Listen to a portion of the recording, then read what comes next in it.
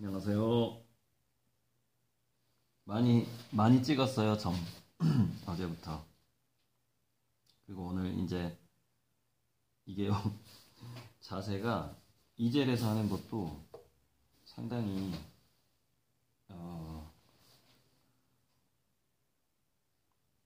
부담이 돼요. 한 가지 자세로 계속 한다는 게.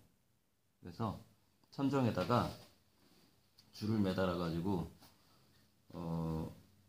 이 팔을 중력을 이제 이렇게 우리 그 자동차 공장 가면 왜 로봇팔 위에 이렇게 이런 게 매달려 있기도 하거든요. 그 무게를 줄여주면은 고장이 덜 나잖아요.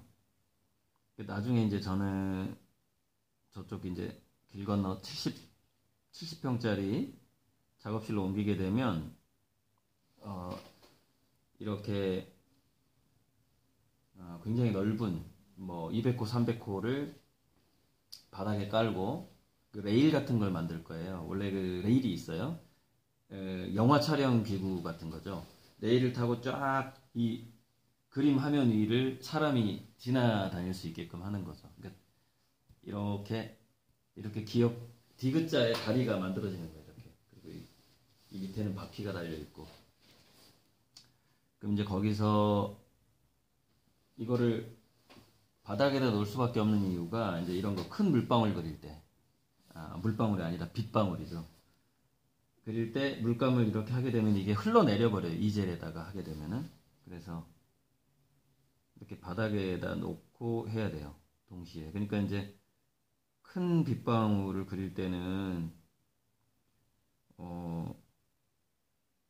바닥에다 놓고 하고요.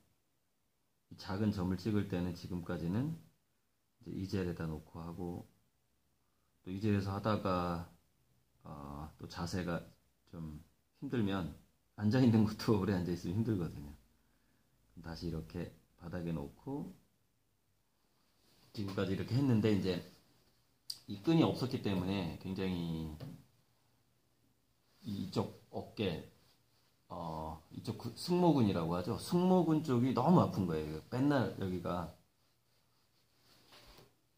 그래서 어깨 마사지 하는 거 왜 휴게소에 가면 이렇게 물음표로 생긴 거 있죠.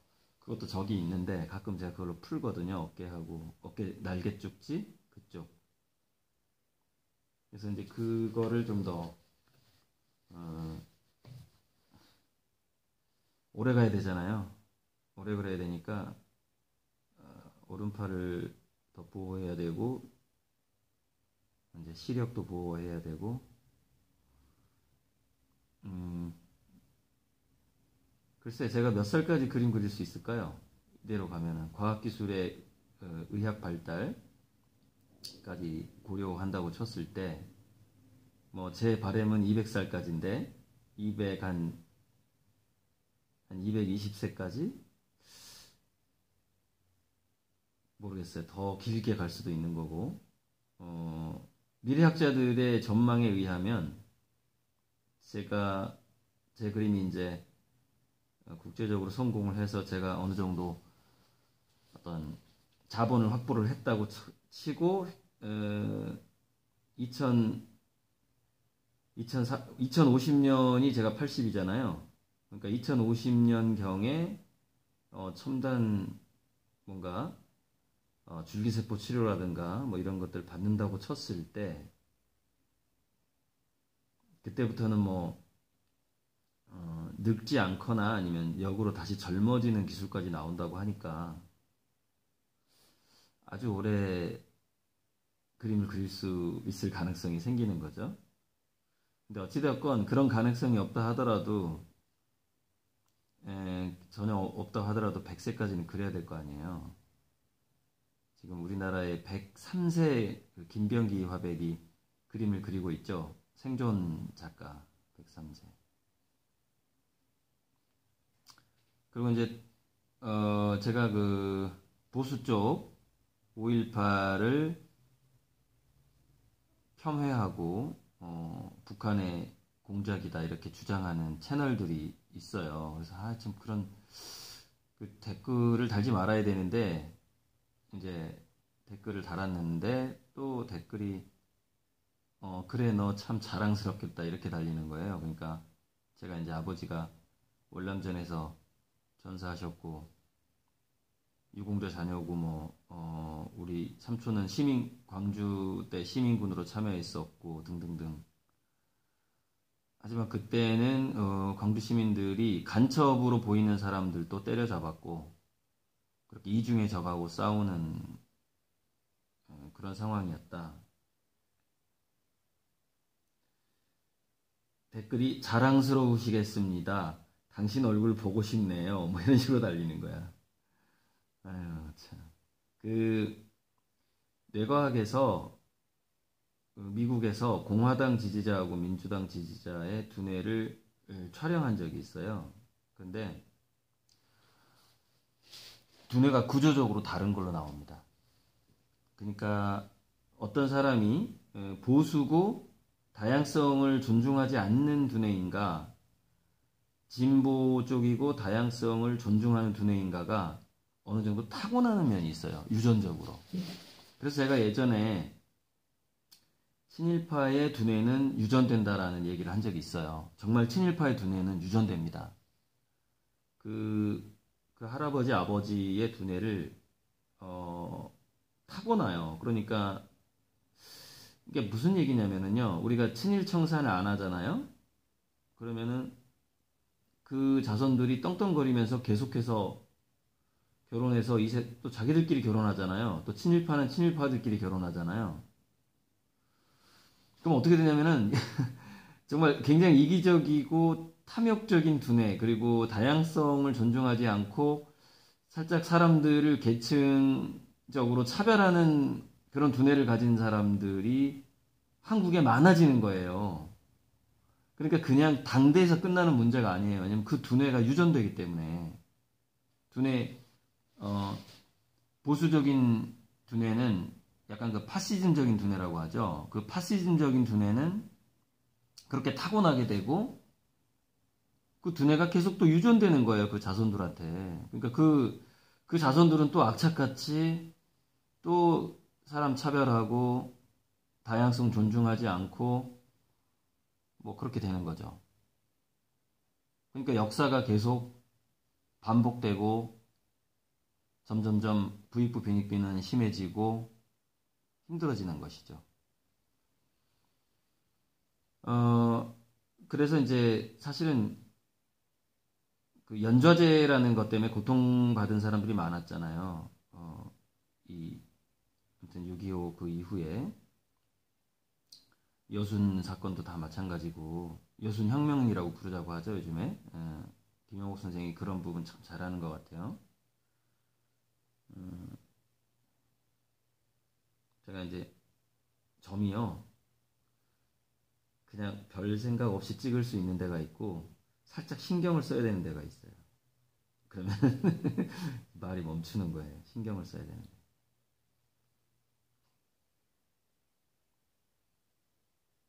점이 많이 찍힌 게 보일 거예요. 아마 어제보다. 어제하고 좀 다를 거예요. 그림이. 아무튼 그래서 그러니까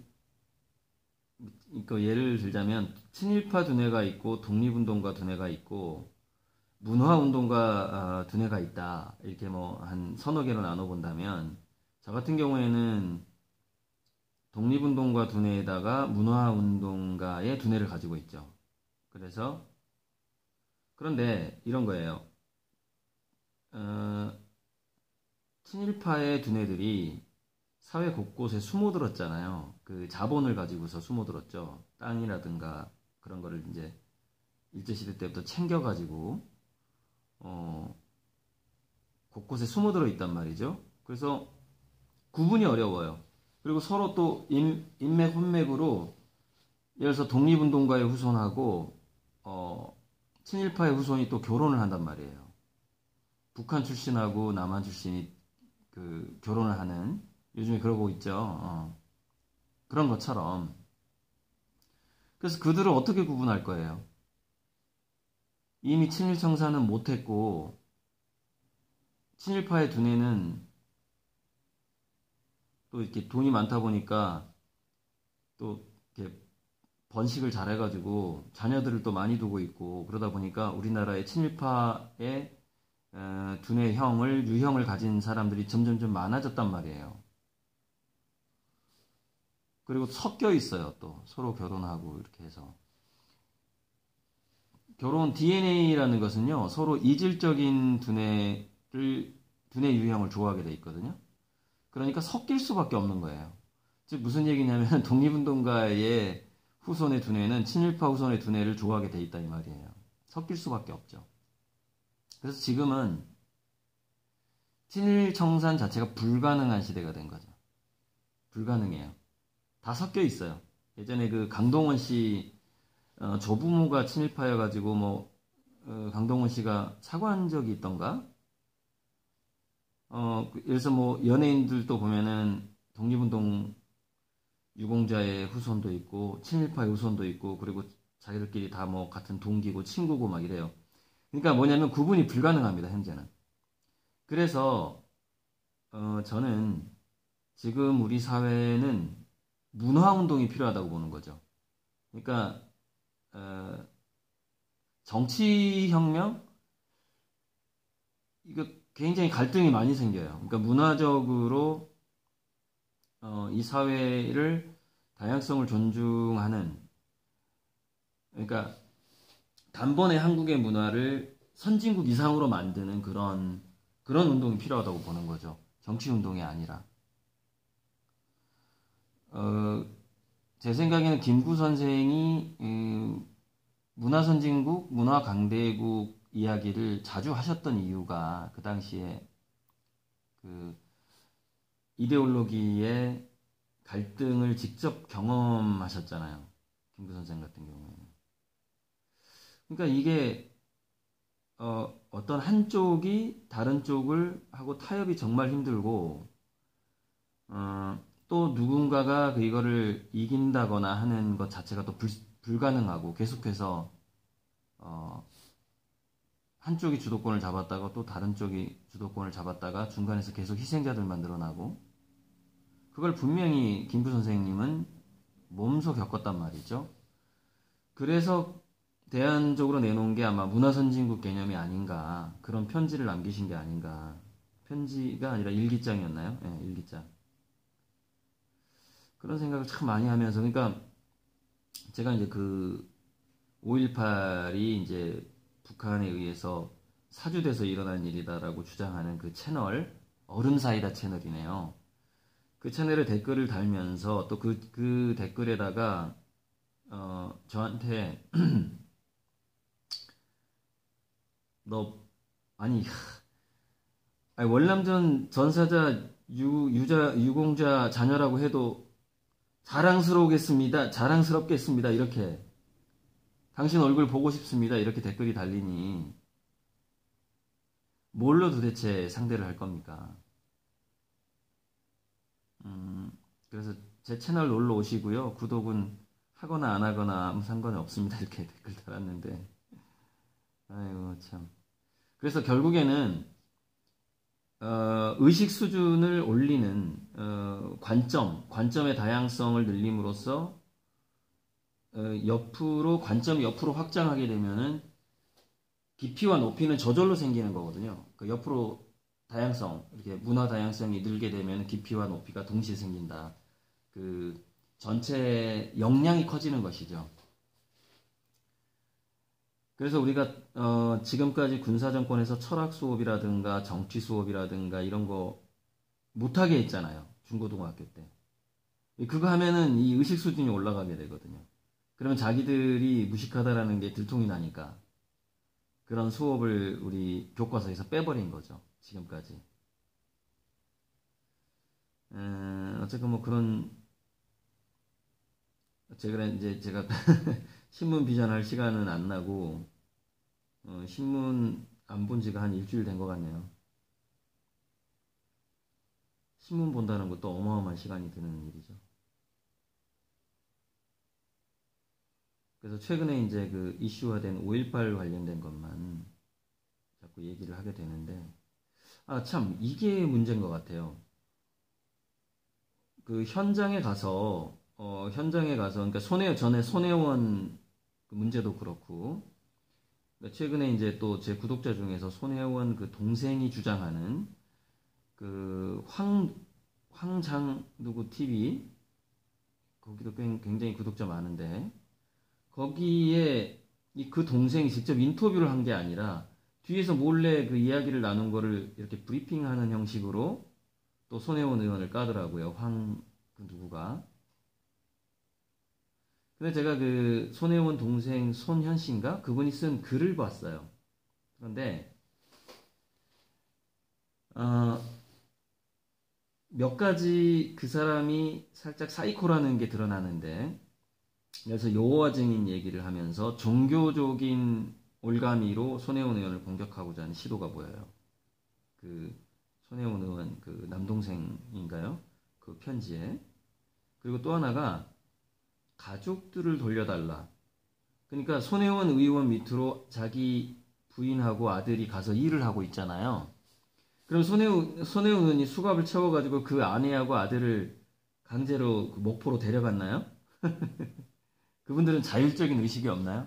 그 손혜원 남동생의 아내하고 아들이 자율성이 없냐고요. 다 정상 성인들인데. 그러니까 무슨 얘기냐면은 그분은 가족에게 버림을 받은 겁니다. 그 울분이 쌓여 있는 것이죠. 그리고 그 가족에게 버림받은 이유가 본인의 내면에 가 있고, 그 울분이 쌓여 있는데 그것을 손혜원 의원한테 푸는 것이다. 이렇게 볼 수가 있어요. 자기가 정말 떳떳하다면 직접 나서서 인터뷰를 해야죠. 왜 뒤에서 인터뷰하고 얼굴은 안 나오고 브리핑만 하냐 이거예요. 이렇게 직접 눈동자를 마주하면서 국민들한테 호소를 해야죠. 왜 그 행동을 안 하죠? 선글라스 끼고 얼굴 노출, 태극기 부대처럼 선글라스 끼고 얼굴 노출시키고. 그러니까 어떤 그 심리적인 그 자기 내면 속에 있는 거를 숨길 수가 없어요. 그런 행동들을 보면은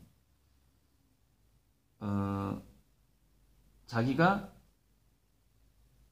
진실 측면에서, 그러니까 저는 손혜원 의원이 다 잘했다는 얘기가 아니라 몇 대 몇이 있다고 봐요. 저는 어떤 사건이 터졌을 때는 항상 교통사고와 같은 비슷한 면이 있다고 보거든요.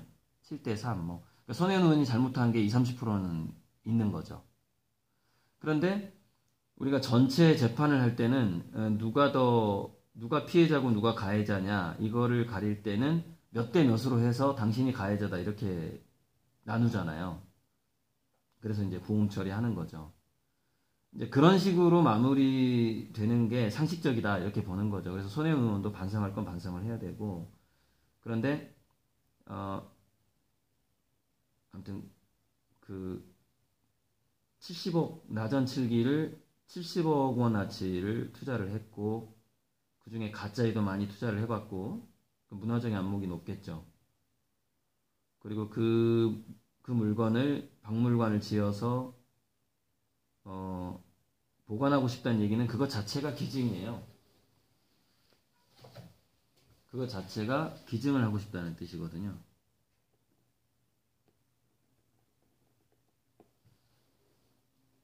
물감이 잘못 찍히면은 또 제가 이렇게 이쑤시개로 수정을 하는 거죠. 그래서 이제 마무리를 좀 해야 되는데,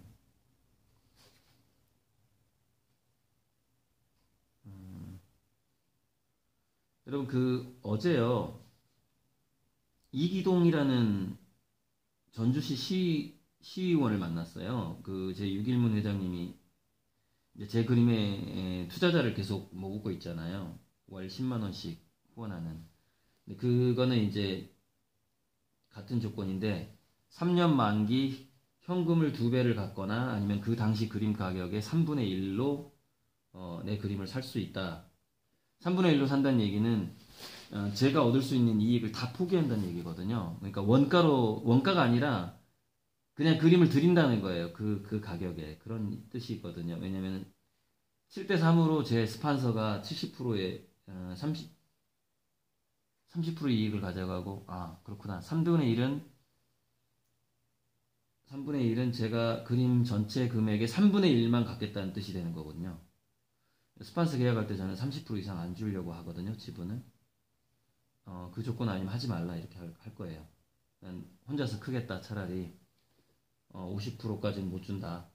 30% 미만이다. 이렇게. 그래도 가능성이 있다면 계약을 하겠죠. 그 스판서가.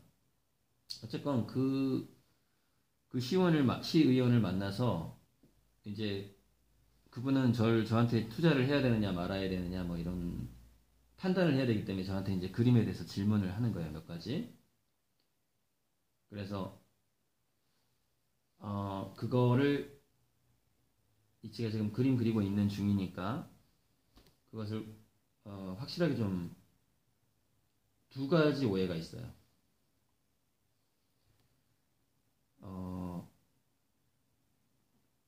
제가 일주일에 그림 하나씩 그려야 된다.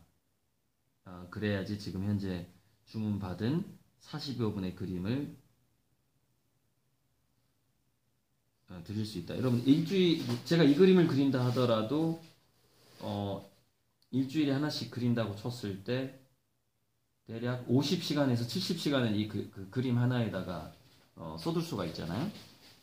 어찌됐건, 적은 시간이 아닌데, 그것도. 근데 그게, 남발이 아니냐. 그러니까 그림을 너무 많이 그려서 시중에 이렇게 파는 게 아니냐. 이렇게 얘기를 하는 거예요. 근데 이런 게 있어요. 세계적인 작가가 되려면은 그 화가의 그림이 시중에 몇 개 정도가 팔려 나갈 무렵에 그런 어떤 가능성이 생기기 시작하냐면, 물론 이제 그렇지 않고 이슈화 되는 경우도 있는데, 아주 천천히 자연스럽게 알려진다고 쳤을 때 약 10,000개 정도가 시중에 깔려야 돼요. 10,000개. 근데 제 그림은 아직 100개도 안 팔렸어요, 시중에. 9,900개를 더 팔아야 되는 거죠. 한국, 국내 또는 국외에. 자, 그런 통계가 있고요. 그 다음에 그렇게 해서, 그렇게 열심히 그림을 팔고 해서 이제, 시중에 사람들한테 그림이 팔리게 되면 그 그림이 하나의 주식이 되는 거예요. 그래서 그 사람들은 자기가 지금 싸게 제 그림 사고 계시죠? 한번 사보세요. 그럼 어떤 심리가 드냐면, 그 작가가 유명해졌으면 좋겠다 이런 심리가 들어요. 왜냐면 그 그림이 자기 자산이 되니까. 그래, 그 자산 가치가 올라가게 될 거니까. 바로 그런 염원들이, 이 작가가 정말 세계적으로 성공했으면 좋겠다라고 생각하는 사람들이 10,000명이 돼야 된다는 얘기죠. 그럼 이해 가시죠? 그럼 그 염원이 모아서 정말 그 작가가 크게 되는 것이죠. 자, 그런 측면이 있고요. 또 하나는, 그러니까 그림이 일주일에 하나씩 완성한다는데, 그게 그림이 남발하는 거 아니냐인데, 여러분, 피카소가 그림을 5만 개를 그렸는데, 그게 제가 50년으로 따져보면은요, 하루에 한 3개 정도, 그림을 하루에 3개 정도 완성을 해야 돼요. 그러니까, 피카소는 일주일에 20개씩 그린 거예요. 저는 일주일에 하나씩 그리고 있고. 절대 남발이 아니라, 저는 지금 그림을 더 많이 그려야 되는 어떤 구상을 해야 되는 상황이고요. 또 하나는, 화가는 죽어야지 그림값이 오른다는데, 라는 오해입니다. 그게 또 엄청나게 왜 오해냐면은, 우리가 미술 교과서에서 보는, 특히 고호의 그림 같은 거는, 그 당시에는 인터넷이 없었기 때문에 고호 같은 화가가 있다는 거예요. 죽은 다음에 알려지는. 근데 고호의 그림을 알아볼 수 있는 안목을 가진 사람은 전 세계적으로 엄청 많았었는데, 고호가 활동했던 지역에는 한두 명밖에 없었던 건데, 또 그 한두 명이 너무 돈이 없어요. 가난했어. 그러니까 고호를 키워줄 수가 없었던 거예요. 그러니까 죽은 다음에 알려진 거예요. 자, 지금 SNS로 인스타그램 제 그림 가끔 올리고, 페이스북에 올리고 막 하고 있죠. 그리고 뭐 좋아요 하고 있고, 또 유튜브 때문에 여러분들한테 그림을 직접 직판하고 있잖아요. SNS 시대의, 인터넷과 SNS 시대의 특성은 뭐냐? 살아서 성공하지 않는 화가는 영원히 성공할 가능성이 거의 제로에 가깝다입니다. 제가 앞으로 20년 동안 꼭 살아서 활동하면서 세계적인 작가가 되어야 하는 이유예요. 그리고 또 하나요. 살아서 성공하지 않은 작가의 그림은 죽어서도 알려지지 않는다. 죽어서도 알려지지 않는다. 조금 그림값 상승은 있겠지만, 세계적으로 살아서 세계적인 화가가 안 됐는데, 죽어서 세계적인 화가가 될 가능성은, 그거는 고호시대에나 있었던 일이라는 거죠. 조선시대나 근대에나 있었던 일이라는 것이죠. 한국에서 박수근이라든가 이중섭 시대에나 있었던 일이고, 인터넷 시대, SNS 시대에는 그런 일이 거의 일어나기 힘들고요.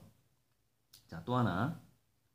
세 가지 얘기를 했어요. 제가 이기동 씨한테, 그 전주 시의원한테. 또 하나 무슨 얘기를 했냐면,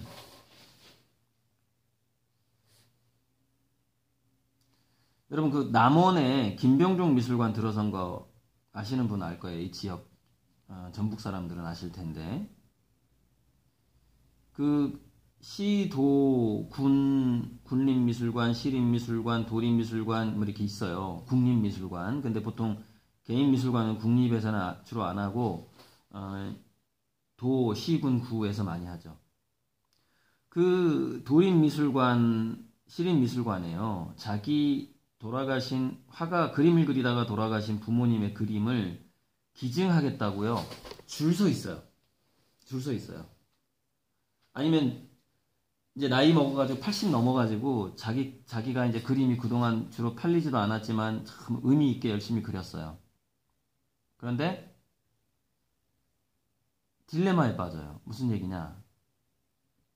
자기는 대중들하고 소통을 안 하면서 자기 화실에서 그림을 열심히 그린 거예요. 물론 그 뒷바라지를 그 가족이 했거나 아니면 자기 집에 쌓아둔 돈이 있었거나 부모님의 재산이거나 자기가 알바를 해서 또는 직업이 돈을 아주 많이 버는 직업을 갖고 있으면서 화가 활동을 동시에 했거나 해서 그림을 많이 그려뒀다고 칩시다.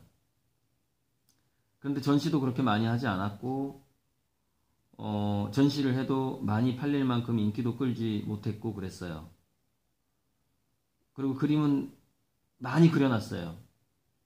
그러면 시군구에서 그 화가의 그림을 기증받고 싶겠어요? 그 그림을 기증받으면요. 수소경제랑 좀 비슷한데 제가 그래서 수소경제는 허구다.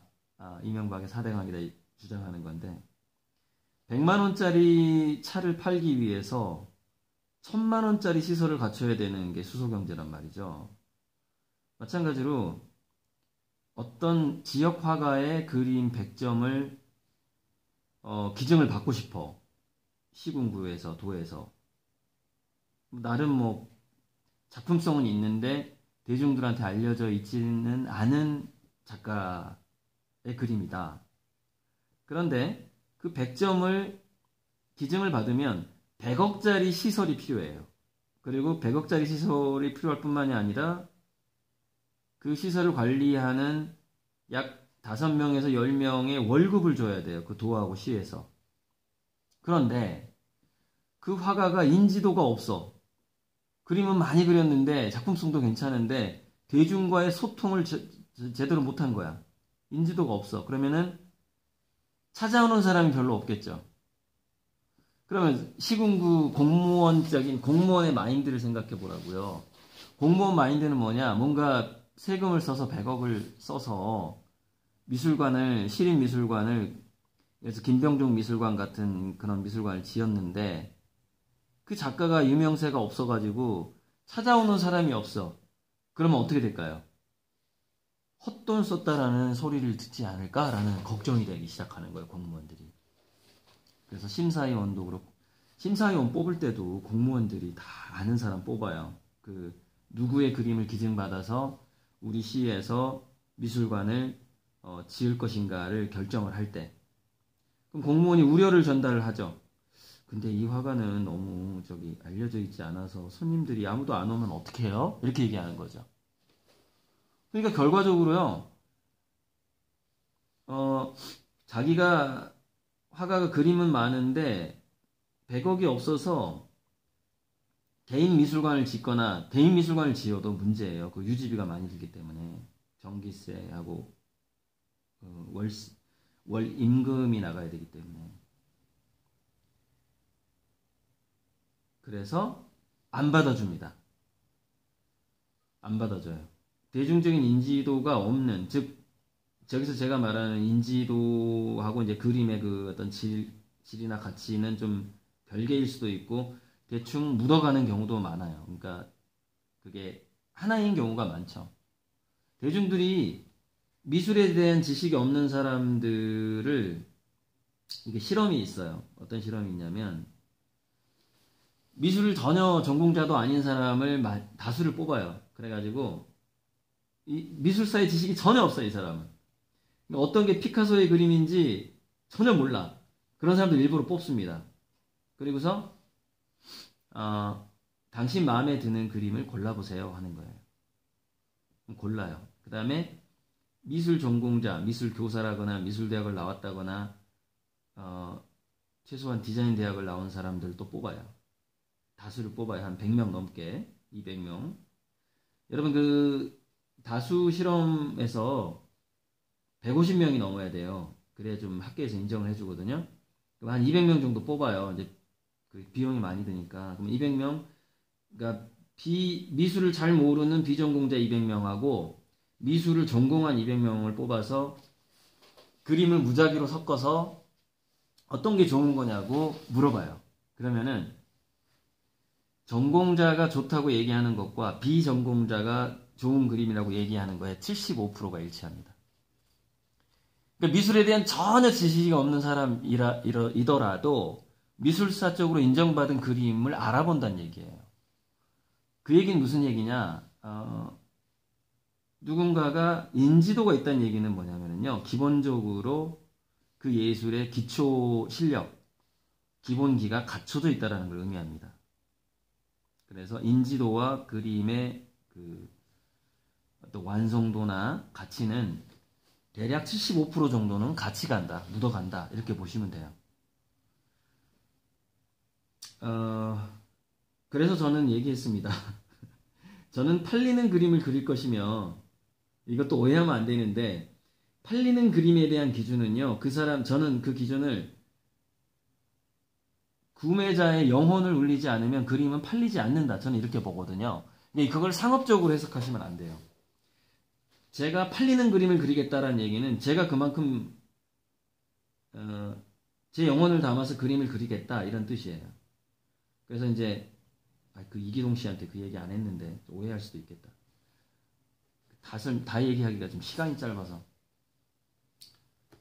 팔리는 그림을 그릴 것이고 살아서 세계적인 작가가 될 것이다. 그래야만이 내가 죽은 다음에도 그림의 값어치는 지속적으로 상승할 것이고 또 내 자손들이